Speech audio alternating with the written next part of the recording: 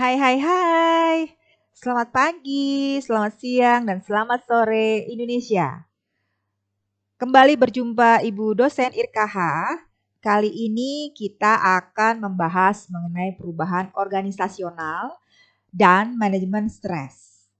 Sumber dari pembelajaran kali ini masih menggunakan Essential of Organization Behavior milik dari Stephen Robbins and Timothy Judge, 15th edition.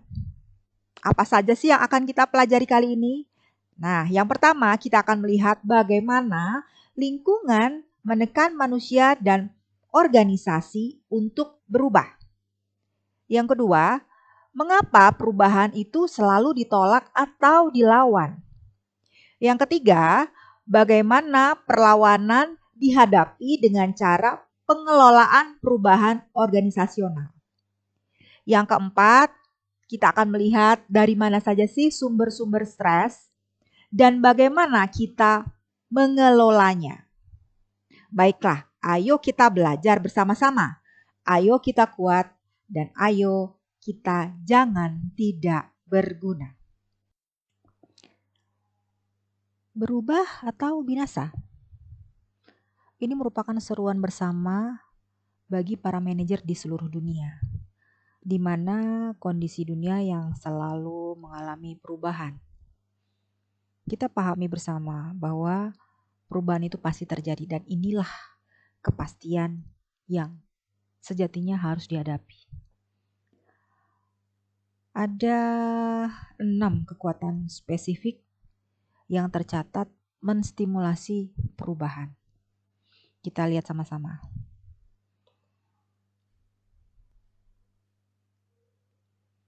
Adanya dinamika keanekaragaman budaya, adanya perubahan demografi berkaitan dengan angkatan kerja, adanya pola outsourcing dan imigrasi.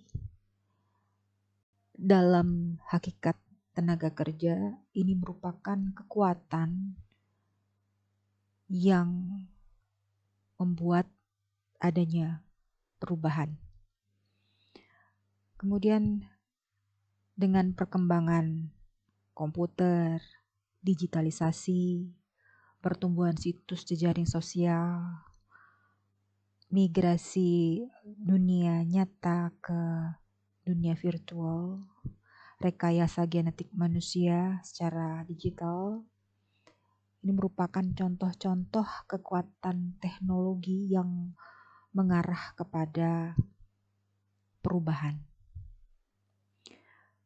Kemudian resesi global di ekonomi ataupun yang sifatnya pandemik karena kesehatan.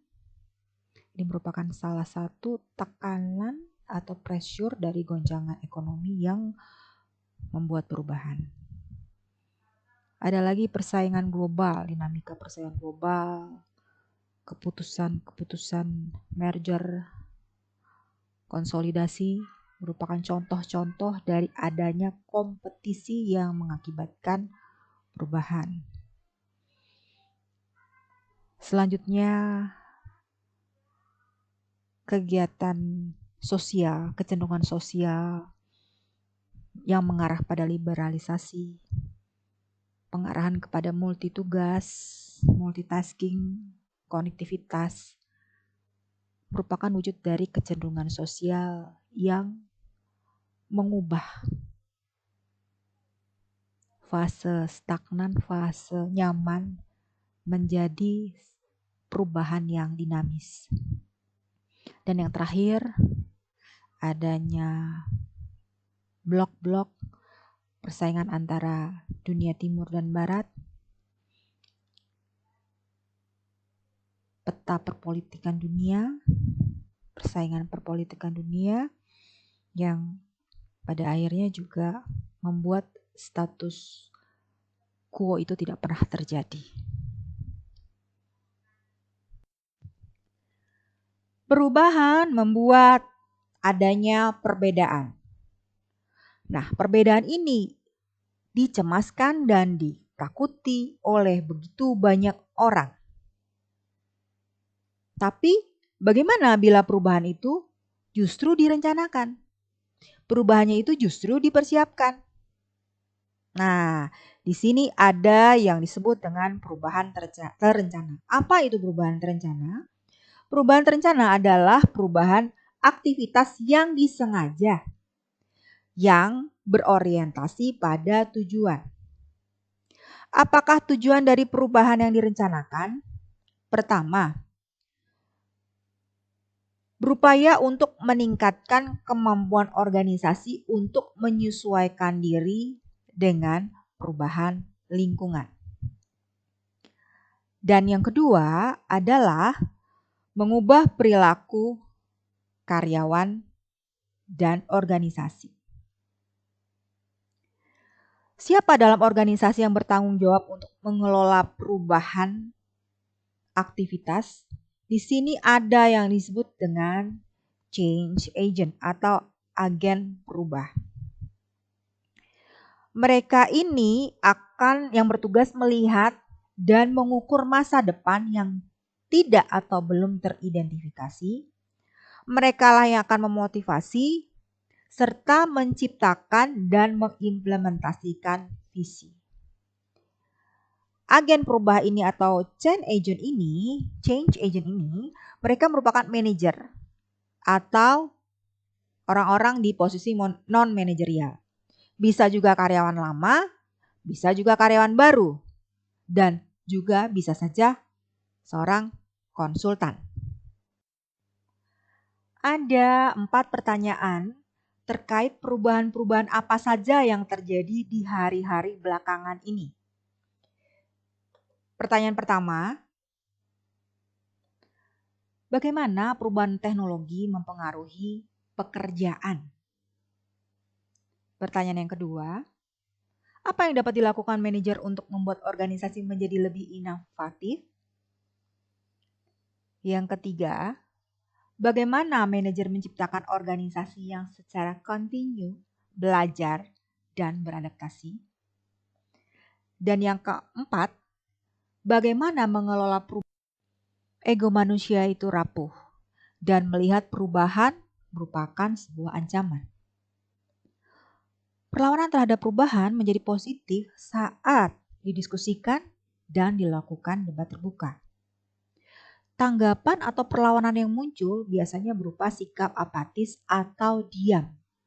Tapi ini justru menjadikan warning dan memberikan celah bagi agen perubah untuk melakukan modifikasi perubahan dengan menyesuaikan pilihan-pilihan justru dari anggota yang apatis.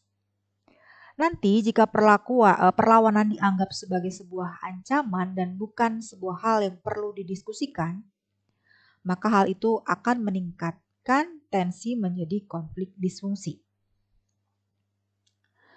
Sumber-sumber perlawanan terhadap perubahan terdiri dari 2 faktor, yaitu dari faktor individu dan dari faktor organisasi. Kita akan memperhatikan yang pertama ya, yang dari faktor individu karena berasal dari persepsinya yang berbeda, kepribadiannya yang berbeda-beda, dan kebutuhannya yang berbeda-beda. Kita lihat dari sisi pertama ya, habit. Untuk mengatasi kerumitan kehidupan, maka manusia itu akan bersandar pada kebiasaan atau tanggapan-tanggapan yang sudah terprogram sebelumnya. Namun, ketika menghadapi perubahan, maka kecenderungan ini akan memberikan tanggapan dalam cara-cara yang biasa dilakukan menjadi sebuah sumber perlawanan. Kemudian, bagaimana dengan keamanan? Orang-orang dengan kebutuhan keamanan yang tinggi biasanya cenderung melawan perubahan karena hal ini dianggap mengancam perasaan keselamatan mereka. Kemudian yang ketiga, karena faktor ekonomi.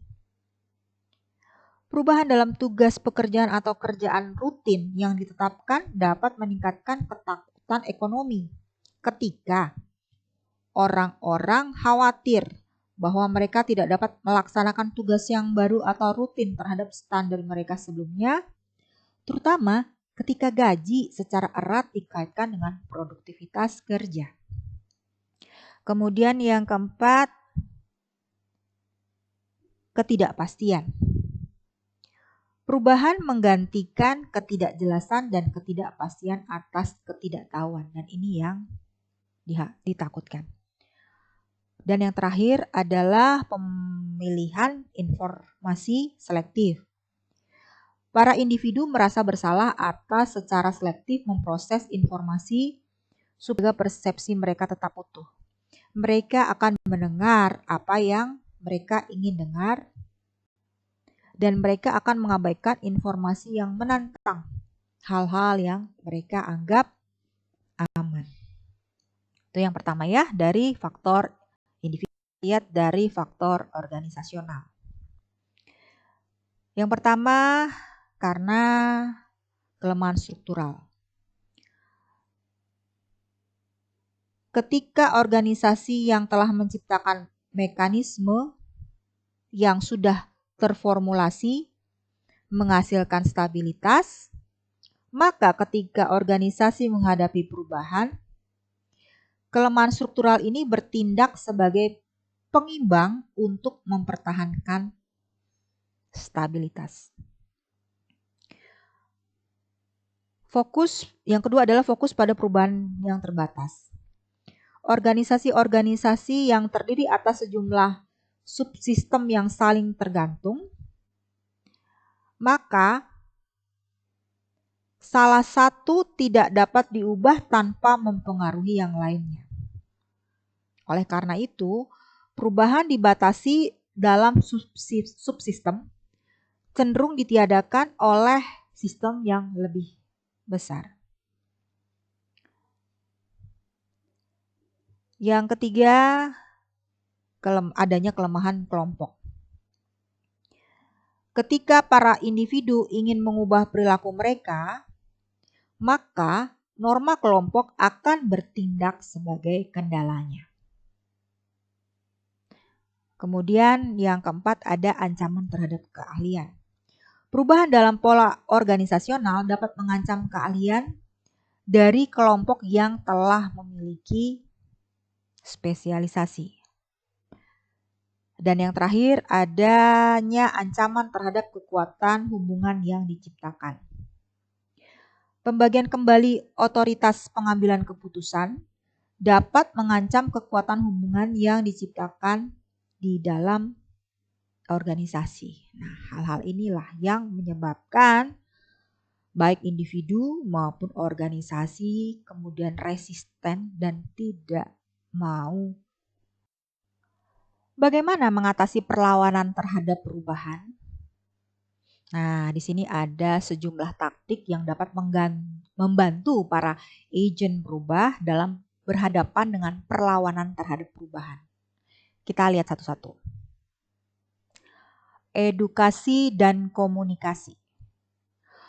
Mengkomunikasikan logika dari perubahan dapat menurunkan rasa melawan karyawan pada 2 tingkat.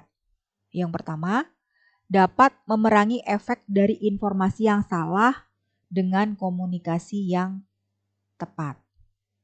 Jika para karyawan menerima kenyataan sepenuhnya dan menjernihkan kesalahpahaman, maka perlawanan dapat berkurang. Kemudian yang kedua, komunikasi itu membantu menjual kebutuhan akan perubahan dengan melakukan pengemasan dengan benar. Oke ya, jadi menggunakan edukasi dan komunikasi. Yang kedua, taktik partisipasi. Sulit untuk melawan suatu keputusan perubahan yang kita ikut berperan serta. Jadi apabila kita dilibatkan, para partisipan itu diberikan kesempatan berkontribusi. Sehingga dengan mereka terlibat, mereka akan menurunkan intensitas perlawanan dan justru membuat sebuah komitmen dan meningkatkan kualitas akibat dari perubahan keputusan. Kemudian memberikan dukungan dan komitmen, memberikan support. Kenapa taktik support ini penting? Ketika ketakutan dan kecemasan dari karyawan itu tinggi, maka dilakukanlah yang namanya konseling dan terapi, pelatihan keterampilan yang baru, atau cuti singkat yang dibayar menjadi sebuah fasilitas dalam rangka penyesuaian diri. Ketika para manajer atau karyawan memiliki komitmen emosional yang rendah terhadap sebuah perubahan, maka mereka lebih menyukai status quo atau melawannya. Oleh karena itu, menyiapkan para karyawan dan menekankan komitmen mereka terhadap organisasi secara keseluruhan juga dapat membantu mereka secara emosional punya komitmen pada perubahan dan bukannya merangkul status quo. Kemudian berikutnya adalah mengembangkan hubungan yang positif.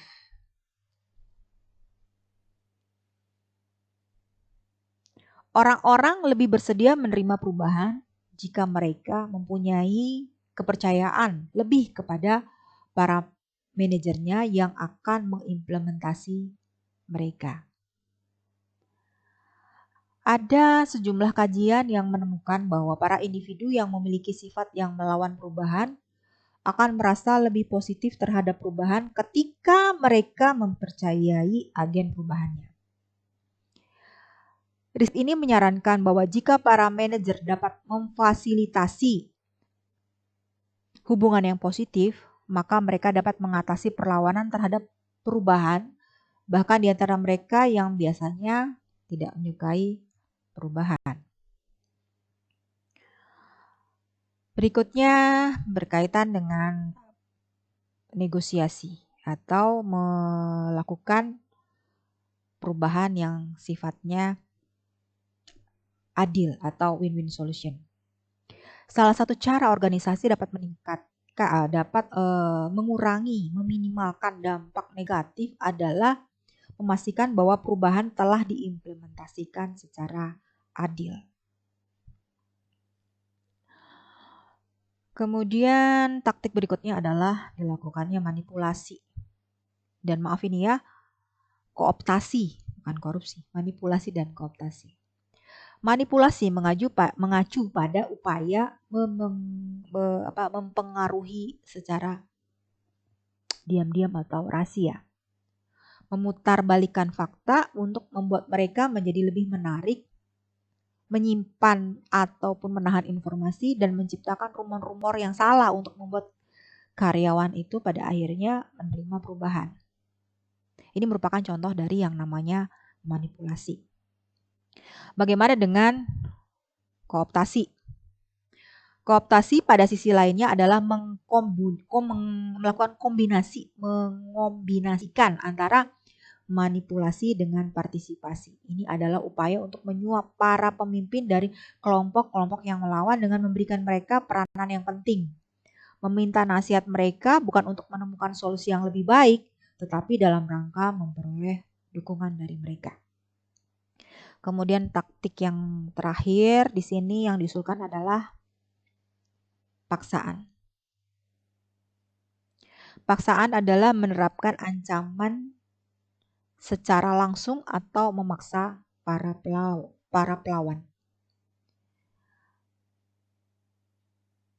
Misalnya, hal yang dilakukan dengan mengancam memindahkan, mengancam akan terjadi kehilangan promosi, atau melakukan evaluasi kinerja yang negatif dan surat rekomendasi yang buruk. Kelemahan dari paksaan ini adalah sama dengan manipulasi dan kooptasi karena sifatnya adalah tidak imbang. Kita akan melihat ada sejumlah pendekatan dalam rangka mengelola perubahan organisasi. Yang pertama di sini adalah model perubahan 3 langkah dari Lewin. Kurt Lewin menyatakan bahwa keberhasilan perubahan dalam organisasi akan mengikuti 3 langkah. Yang pertama adalah mencairkan status quo. Yang kedua adalah pergerakan kepada keadaan akhir yang diinginkan. Yang ketiga adalah pembekuan kembali, perubahan baru yang diharapkan akan menjadi permanen.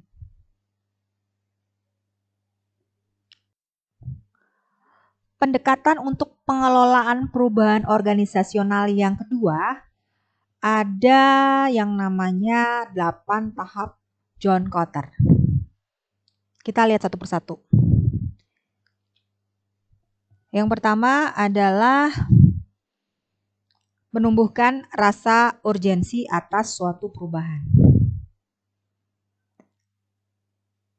Diharapkan bahwa 75% manajemen dari perusahaan harus terlibat dalam menumbuhkan urgensi ini. Kemudian yang kedua, tahap yang kedua adalah membentuk koalisi yang kuat.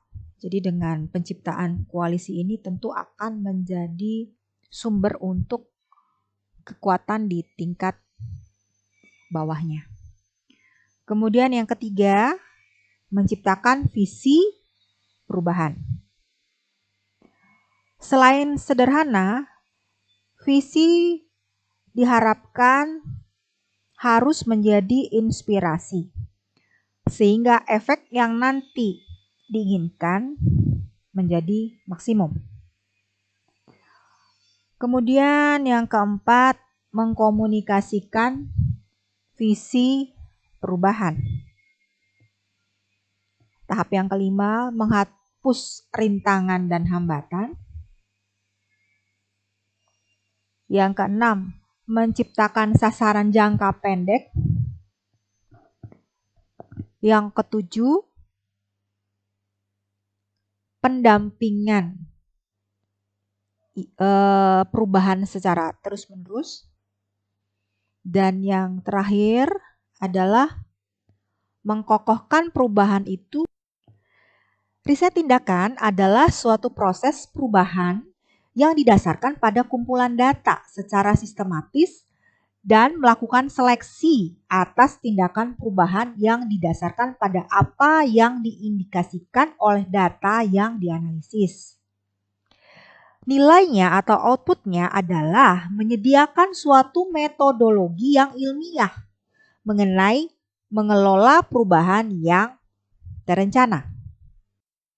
Riset tindakan ini terdiri atas 5 langkah proses. Seperti halnya dengan metode ilmiah ya di sini. Yang pertama adalah diagnosis, kemudian analisis, feedback, action, dan evaluation. Selanjutnya, bagaimana pendekatan pengembangan organisasional melalui perubahan?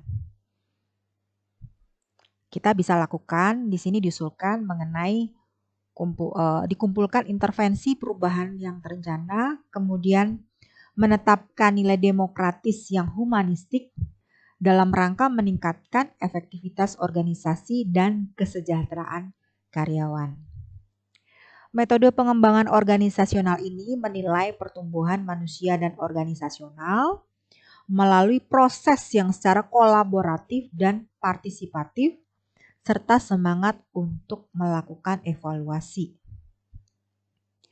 Agen perubahan biasanya akan memimpin pengembangan organisasional, tetapi terdapat penekanan yang kuat pada kolaborasi. Berikut ini adalah nilai-nilai yang mendasari dalam sebagian besar upaya pengembangan organisasi. Yang pertama adalah saling menghormati satu dengan yang lain. Para individu dipandang bertanggung jawab serta peduli untuk memperlakukan satu dengan yang lainnya dengan martabat dan rasa hormat. Yang kedua adalah saling percaya dan mendukung. Yang ketiga, prinsip keadilan. Yang keempat, bahwa konfrontasi itu tidak dilakukan secara tersembunyi tetapi harus dalam semangat kebersamaan dan terbuka. Dan yang kelima adalah dilaksanakan partisipasi atau keterlibatan dalam keputusan. Nah, semakin banyak yang mempengaruhi keputusan dalam perubahan, maka akan semakin banyak juga orang yang akan mengimplementasikannya. Kemudian, apakah teknik-teknik pengembangan organisasional atau intervensi yang digunakan dalam mewujudkan perubahan? Di sini ada sejumlah. Yang pertama adalah pelatihan sensitivitas. Adalah merupakan pelatihan berkelompok yang berupaya untuk mengubah perilaku melalui interaksi dalam kelompok yang tak terstruktur. Ada yang namanya umpan balik atas survei. Ini digunakan kuesioner untuk mengidentifikasi perbedaan di antara persepsi dari para anggota, diikuti pembahasan dan perbaikan yang diharapkan. Kemudian teknik yang ketiga adalah konsultasi proses. Merupakan suatu pertemuan di mana seorang konsultan akan membantu klien dalam memahami proses peristiwa dengan siapa harus berurusan dan mengidentifikasi proses apa yang memerlukan perbaikan. Teknik yang keempat adalah membangun tim. Membangun tim di sini adalah melakukan interaksi yang tinggi di antara para anggota tim dalam rangka meningkatkan kepercayaan dan menciptakan keterbukaan. Teknik yang kelima adalah pengembangan antar kelompok. Pengembangan antar kelompok ini merupakan sebuah upaya mengembangkan organisasi untuk mengubah tingkah laku, kebiasaan melakukan stereotip dan persepsi yang antar kelompok itu memiliki perbedaan satu dengan yang lainnya. Berikutnya adalah pertanyaan apresiatif. Ini merupakan sebuah pendekatan yang berupaya untuk mengidentifikasi kualitas yang unik dan kekuatan yang istimewa dari organisasi yang kemudian dapat dibangun untuk meningkatkan kinerja. Banyak penelitian yang mempelajari efek dari perubahan organisasional terhadap para karyawan. Apa saja penyebab khusus dan faktor-faktor yang mengurangi stres supaya dapat mempelajari bagaimana bisa mengelola perubahan organisasional secara efektif. Keseluruhan hasil temuan adalah bahwa perubahan organisasional memadukan pengetahuan perilaku organisasi tentang bagaimana orang bereaksi terhadap faktor yang menyebabkan tekanan yang memberikan hasil yang lebih efektif daripada perubahan organisasional yang hanya dikelola secara objektif melalui penetapan tujuan. Sebuah kajian mengindikasikan bahwa orientasi yang positif atas perubahan sebelum dilakukannya perubahan yang spesifik direncanakan akan memprediksikan bagaimana karyawan dalam berurusan dengan inisiatif yang baru. Suatu orientasi pada perubahan yang positif akan menurunkan stres karyawan ketika mereka mengalami perubahan organisasional dan akan meningkatkan tingkah laku mereka sendiri yang positif. Kajian lain menambahkan perlunya untuk meningkatkan jumlah komunikasi kepada para karyawan selama perubahan, menilai serta mendorong ketahanan psikologis dari para karyawan melalui penawaran dukungan sosial, serta melatih para karyawan dalam teknik yang mengatur sendiri emosionalnya. Melalui metode-metode ini, para manajer dapat membantu karyawan untuk menjaga level stresnya yang rendah dan komitmen mereka yang tinggi. Sebelum kita pahami mengenai cara mengelola stres dalam organisasi, yuk kita kenali dulu apa itu stres. Stres itu kita akan kenali melalui definisi. Apakah yang dimaksud dengan stres? Stres merupakan suatu proses psikologis yang tidak menyenangkan yang terjadi sebagai tanggapan terhadap tekanan lingkungan. Meskipun stres pada umumnya dibahas dalam konteks yang negatif, ternyata ada juga stres yang memiliki nilai positif. Sebagai tanggapan atas stres, biasanya sistem saraf kita, hipotalamus, kelenjar pituitari, dan kelenjar adrenal akan memasok kita dengan hormon stres untuk diatasi. Selain itu, denyut jantung dan pernafasan kita juga akan menjadi cepat serta meningkatkan oksigen. Di lain pihak, otot kita akan menjadi tegang untuk bersiap melakukan sesuatu. Hal ini yang disebut memberikan peluang ketika terjadi penawaran keuntungan yang potensial. Stres yang positif justru pada akhirnya meningkatkan kesempatan untuk bisa tampil dalam tingkatan yang maksimum.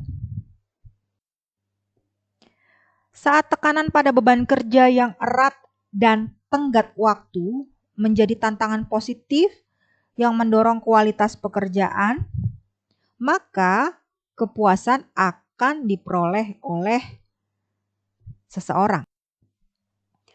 Namun, ketika situasi menjadi negatif, maka stres menjadi berbahaya dan akan menghalangi kemauan kita karena tekanan darah membuat kita merasa tidak nyaman dan menciptakan irama jantung yang tidak menentu ketika kita berjuang untuk berbicara dan berpikir logis. Hal ini bisa menjadi sebuah pertentangan.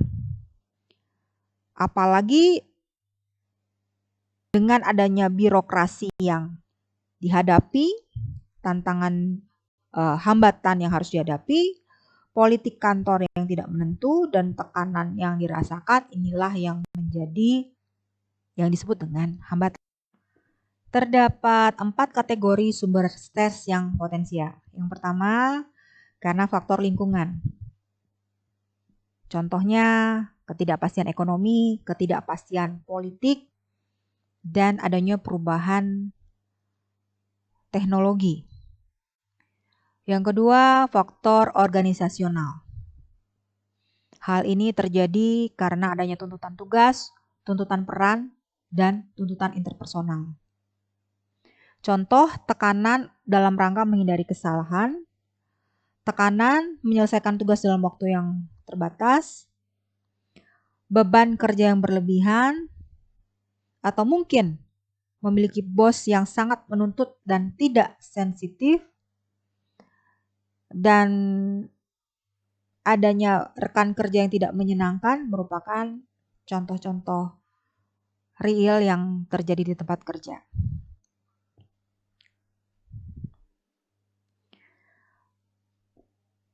Berikutnya ada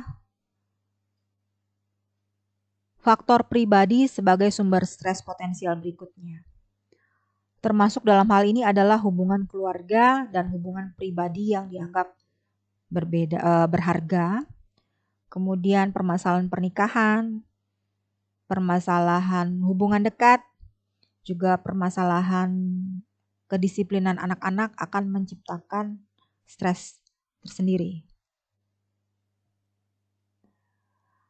Salah satunya juga yang bisa dilibatkan dengan faktor lingkungan adalah permasalahan kemampuan pribadi dalam mengelola ekonomi, bisa menjadi sumber stres.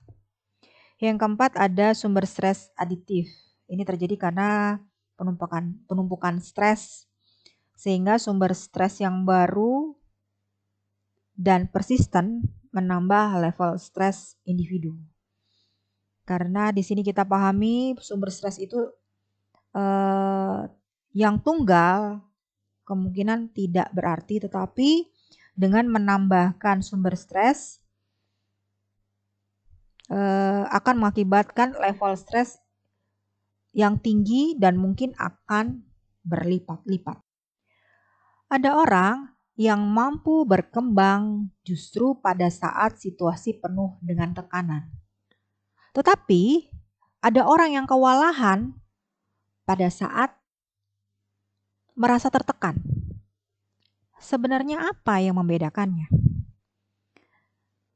Yang pertama adalah perbedaan individu. Perbedaan individu ini menyangkut satu, persepsi yang berbeda. Kita sudah pelajari bersama ya bahwa apa yang dimaksud dengan persepsi. Lingkup apa yang kemudian membentuk persepsi seorang. Kemudian yang kedua karena perbedaan pengalaman kerja. Yang ketiga, dukungan sosial. Yang keempat, keyakinan dalam ruang kendali. Dan yang kelima, karena efektivitas sendiri. Yang kedua, perbedaan budaya. Salah satu kajian mengungkapkan para pekerja di Amerika Serikat ditekan karena kurangnya pengendalian. Sedangkan para pekerja di Cina ditekan karena kurangnya pelatihan. Kajian yang lain menemukan bahwa individu dari negara-negara individualistik seperti Amerika Serikat, Kanada, Inggris mengalami level stres yang lebih tinggi sehubungan dengan pekerjaan yang mengganggu keluarga mereka daripada individu dari Asia dan Amerika Latin. Hal ini bisa dilihat dari perspektif budaya kolektif, di mana bagi masyarakat Timur bekerja dengan ekstra jam kerja terlihat sebagai sebuah pengorbanan dalam rangka membantu keluarga. Sedangkan dalam budaya individualistik, bekerja itu terlihat sebagai sarana untuk pencapaian pribadi yang diambil dari keluarga. Sehingga sikap antara keduanya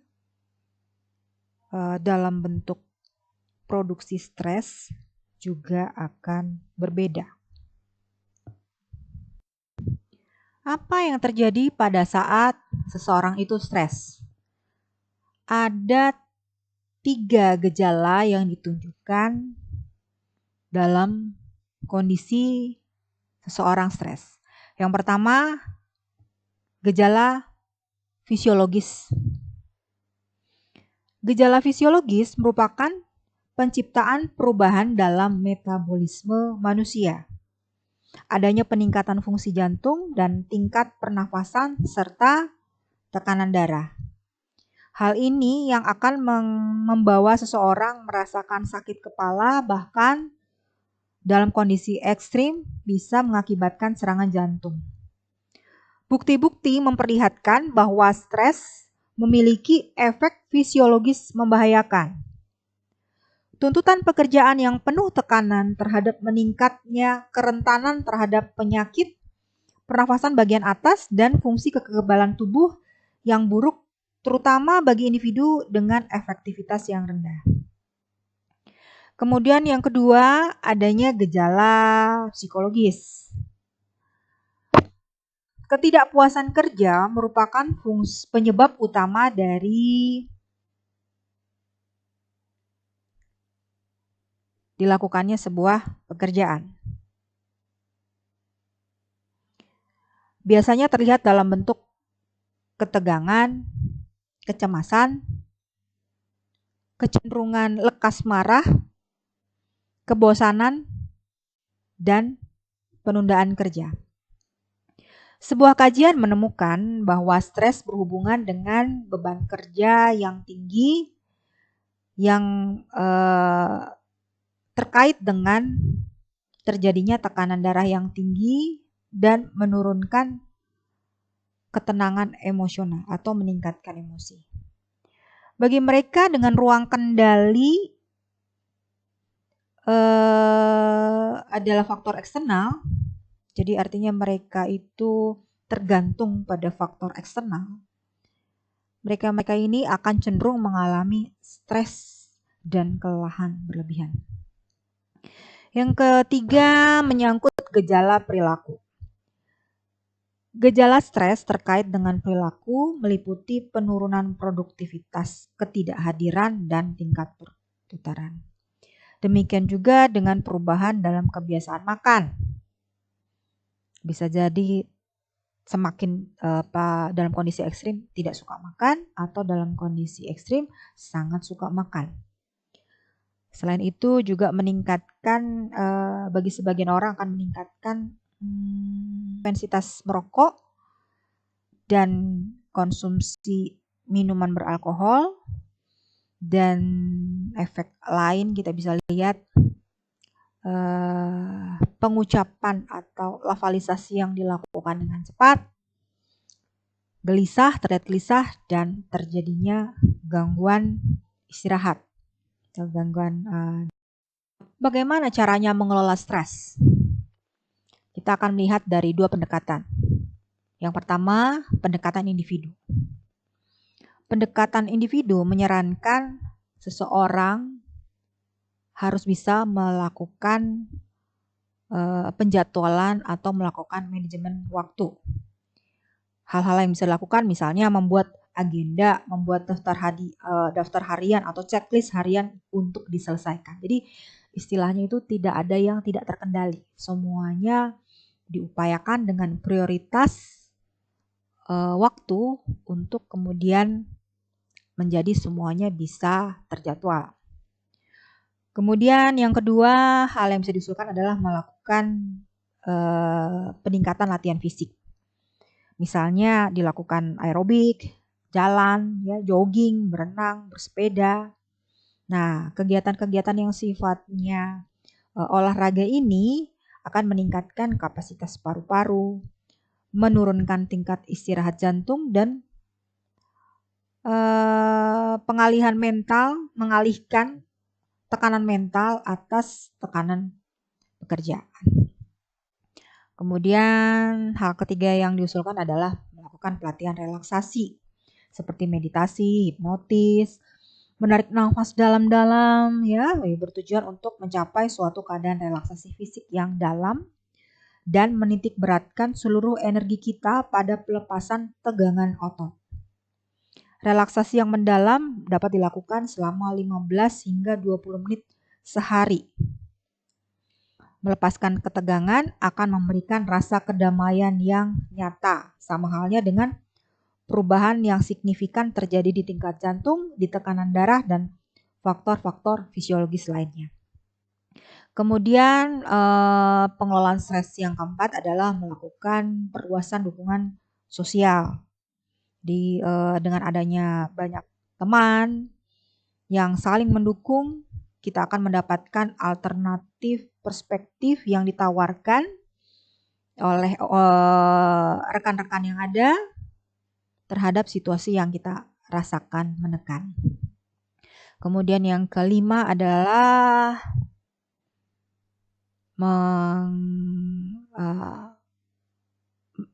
memilih asupan gizi yang seimbang. Jadi kita pahami yang namanya 4 sehat 5 sempurna yang disesuaikan juga dengan umur, ya. Bahwa makanan itu harus dalam porsi yang dibutuhkan tubuh dan seimbang. Jadi tidak pada satu sisi saja. Tentu dengan melakukan konsultasi dengan ahli gizi kita akan mendapatkan pola makan seperti apa sih yang baik disesuaikan dengan aktivitas dan usia yang melekat pada diri kita. Kemudian usulan berikutnya adalah adanya konsultasi psikolog. Saat ini kita bisa lakukan baik dengan sistem online maupun kita melakukan janji konsultasi dengan para ahli tentu saja. Selanjutnya, bagaimana mengelola stres dari pendekatan organisasional? Nah, beberapa faktor organisasional bisa menyebabkan stres, terutama karena adanya tuntutan tugas dan peran. Untuk itu, manajemen dapat melakukan yang namanya perencanaan, modifikasi, dan pengubahan, sehingga hal-hal yang menyebabkan stres itu bisa diminimalisir. Strategi yang dipertimbangkan meliputi seleksi karyawan dan penempatan kerja. Jadi di sini ada right man on the right place, ya. Harapannya sehingga jangan sampai penempatan seseorang di tempat pekerjaan yang tidak dia sukai dan itu menimbulkan tekanan yang fatal. Kemudian yang kedua adalah pelaksanaan pelatihan kerja. Keputusan dalam seleksi dan penempatan harus memperhatikan fakta bahwa manajemen tidak hanya merekrut dengan ketat para calon karyawannya, tetapi juga harus menyediakan pelatihan kerja. Kenapa? Karena apabila seseorang itu berada di tempat kerja dan kemudian dia mengetahui apa yang harus dilakukannya, ini tentu akan meningkatkan efektivitas dirinya dan mengurangi ketegangan pekerjaan karena ketidaktahuannya dalam bekerja. Kemudian yang ketiga, organisasi agar menetapkan tujuan yang realistis. Para individu, para karyawan, para pekerja akan melaksanakan dengan lebih baik ketika mereka memiliki tujuan secara spesifik dan menantang, serta menerima umpan balik terhadap perkembangan mereka akan tujuan tersebut. Tujuan dapat menurunkan stres serta memberikan motivasi. Selain itu, para karyawan yang sangat berkomitmen terhadap tujuan akan memandang tujuan itu sebagai bagian dari arah yang mereka lakukan, dan dengan demikian itu akan mengurangi tingkat stres dan mereka akan merasakan stres yang ada itu bukan sebagai hambatan tetapi sebagai tantangan yang bisa dicapai dengan nyata. Sebagai tambahan, umpan balik tujuan akan menurunkan ketidakpastian mengenai kinerja pekerjaan secara aktual. Hasilnya bahwa frustasi, ketidakjelasan peran, dan stres karyawan bisa berkurang. Berikutnya adalah keterlibatan kerja. Para manajer diharapkan untuk mempertimbangkan meningkatkan keterlibatan karyawan dalam pengambilan keputusan. Karena sejumlah bukti memperlihatkan dengan jelas bahwa adanya kenaikan dalam pemberdayaan karyawan akan menurunkan ketegangan psikologis. Selanjutnya, hal yang bisa dilakukan oleh organisasi adalah meningkatkan komunikasi organisasi. Peningkatan komunikasi secara organisasional ini dalam konteks formal dengan karyawan akan menurunkan ketidakpastian dan mengurangi ketidakjelasan peran serta konflik peran. Menetapkan pentingnya persepsi tersebut yang berperan dalam menjadi perantara hubungan antara stres dengan tanggapan. Manajemen dapat pula menggunakan komunikasi yang efektif sebagai sarana dalam membentuk persepsi karyawan. Ingatlah bahwa apa yang karyawan kategorikan sebagai tuntutan, ancaman, atau peluang di tempat kerja merupakan interpretasi dan bahwa interpretasi tersebut dapat dipengaruhi oleh simbol-simbol serta tindakan yang telah dikomunikasikan oleh manajemen. Yang terakhir ada yang namanya bahwa organisasi mendukung program kesehatan. Biasanya dalam bentuk lokakarya dalam rangka membantu orang-orang untuk misalnya berhenti merokok, untuk mengendalikan pemakaian alkohol, untuk melakukan pengarahan bagaimana menjaga pola makan, tidak berlebih berat badan dan tidak kekurangan berat badan secara ekstrim, bagaimana mengatur pola istirahat, hubungan yang baik dengan keluarga, yang kesemuanya adalah menitik beratkan pada kondisi fisik dan mental dari para karyawannya. Demikian akhir dari pembelajaran perubahan organisasi dan manajemen stres. Kiranya kita semua bisa semakin memperkaya diri, semakin baik, dan semakin memberikan manfaat bagi sesama. Terima kasih. Stephen Robin Timothy Judge and Canva.